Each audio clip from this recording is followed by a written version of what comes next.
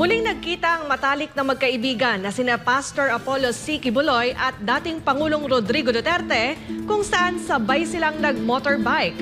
Hindi naman ako nagulat na magkita magkasama sila dahil magkaibigan naman tong dalawang to.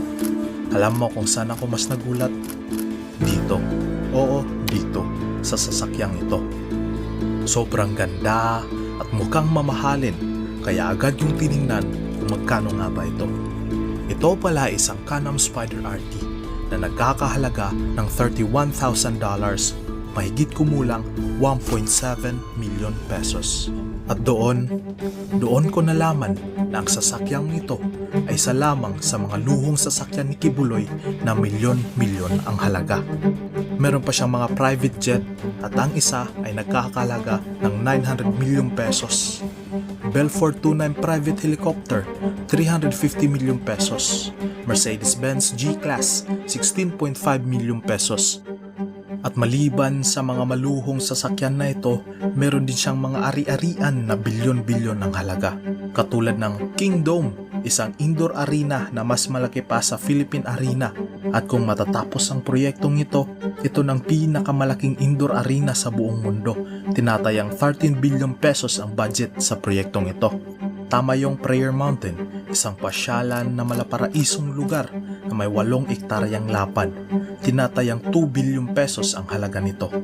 Glory Mountain, isa ding pasyalan na may sukat na 25 hektaryas, tinatayang 1.5 billion pesos ang halaga nito.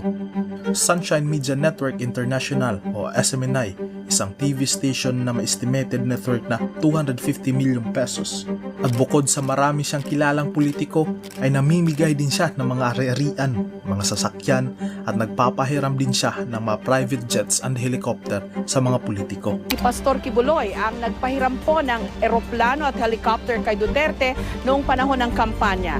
At ayon sa isang report, si Quiboloy ay may estimated net worth na $160 million o mahigit kumulang 8 billion pesos. At sinasabi niyong ang taong ito ay isang pastor at hindi negosyante? Ngunit saan? Saan nga ba nanggagaling ang kanyang mga yaman? Ito ang katanungan sa aking isipan. At doon ako nagsimulang tuklasin kung ano nga ba ang katotohanan. Kingdom of Jesus Christ, ang simbahan na itinayo ni Pastor Apollo Quiboloy noong 1985. Nagsimula siyang mangaral sa 15 tao at ngayon meron na siyang humigit kumulang 7 milyong miyembro. Simple lang ang paniniwala ng simbahang ito. Sinasabi ni Quiboloy na siya ang pinili ng Diyos at siya lang ang susi at daan para makupunta sa langit. Pag di kayo dumaan sa akin, hindi kayo pupunta sa langit. Sino ba naman ang ayaw mapunta sa langit, di ba? Ngunit paano? Simple lang, kailangan mo lang sundin ang 3 misyon ng simbahan. Una, ang spiritual revolution. Naniniwala sila na para makapunta ka sa langit ay kailangan mong magsisi. True repentance. Repent! Ayon sa kanila, ang repentance ay ang pag-isantabi ang pansariling interes at unahin ang kagustuhan ng Diyos. Pangalawa, ang revolution of excellence. Naniniwala sila na bago ka magsilbi sa Diyos, dapat lagi mong binibigay ang iyong pinakamahusay na gawa sa lahat ng bagay o excellence. At ikatlo, ang financial revolution. Naniniwala sila na para matanggal ang kahirapan at pumasok ang kasaganaan at biyaya sa iyong buhay ay kailangan mong magbigay. Ayon sa kanila, kung ikaw ay magiging masunurin at doon ka lamang bibigyan ng Diyos ng mga biyaya. Maganda naman ang misyon ng simbahan na ito, ngunit di ko mapigilang mapansin kung bakit paulit-ulit ang salitang ito. Tila ba pilit na itinatatak sa utak ng mga tagapaniwala ang salitang ito? Are you perfecting obedience? O I will kill you if you will not obey me. At kung isa ka ng ganap na follower at disipulo ni Quiboloy, dito na papasok ang kanyang pagkita ng pera. Karaniwan sa mga simbahan na umaasa lamang sa mga donasyon ng mga miyembro nito at kadalasan walang minimum kung ilan ang gusto mong ibigay. Ngunit ang simbahan ni Quiboloy ay sumusunod sa isang sistema ng donasyon na tinatawag na tithing. Ang konsepto ng tithing ay simple lang. Ang donasyon na ibibigay mo ay dapat 10% ng iyong kinikita. That is the tithes. Matigas ako sa pangangaral ng tithes. Hindi ka lang magbigay ng yung tithes, magnanakaw ka na. Pagkatapos magbigay ka ng tithes, huwag mo na baguhin yon because that is already God's will. Siya na ang nag-decide kung magkano ibibigay mo. Tithes, 10%. Kung ikaw naman ay may magandang trabaho, ay bibigyan ka ng financial quota o fixed donation na itong halaga na ito ang kailangan mong ibigay. I have given right away a financial quota, like just right away. When I get back, I just baptize and then they're giving me like 2,000 Singapore dollars. Isa ring paraan para may maiambag ang isang miyembro ay maging isang ganap na full-time spiritual worker. Ang spiritual worker ay ang mga taong nasa loob ng simbahan na nagtatrabaho para sa kanya.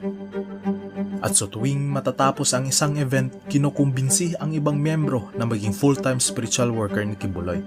Kadalasan, mga teenager na miyembro ang kanilang kinukumbinsi. Sinasabihan sila na baka ito na raw ang kanilang great calling. Towards the ends of the events, there is encouraging message that whoever want to join and become a full-time worker, it's going to be a great calling. This is the best calling of your life because you're going to be serving the best, which is the Lord Jesus Christ. Mga manggagawa sa Espiritu. Yung manggagawa, yun ang tatanggap ng reward. Ang reward ay buhay na walang hanggan. Kaya huwag kayong manatiling new convert. Huwag kayong manatiling disciple. Huwag kayong manatiling member. Kailangan maging worker kayo in the Spirit. Pagka-worker in the Spirit na kayo, anak na kayong tunay ng Diyos na pwedeng pagkatiwalaan din. Hallelujah! At kung ikaw ay sanang ganap na full-time spiritual worker, isa sa iyong mga trabaho ay ipapadala ka sa iba't ibang lugar para maglibot at manghingi ng donasyon. So, I can tell you how we get a lot of money. Number 1, pretend that you are a student. You are a student, you are a self-supporting student, and you are doing this for your study, to continue your study. You don't have parents, you don't have family, and yet you are surviving as a student. So they will give you a big chunk of money because they feel terrible. Now, the other thing is, we pretend that we were deaf and mute. So we try to do the sign language pretending that we were deaf and mute. Ang iba naman ay pinaglalako ng puto, utap o mga kakanim para ibigay ang pera na kinikita sa simbahan. Miyembro ni Kibuloy nagpalimos sa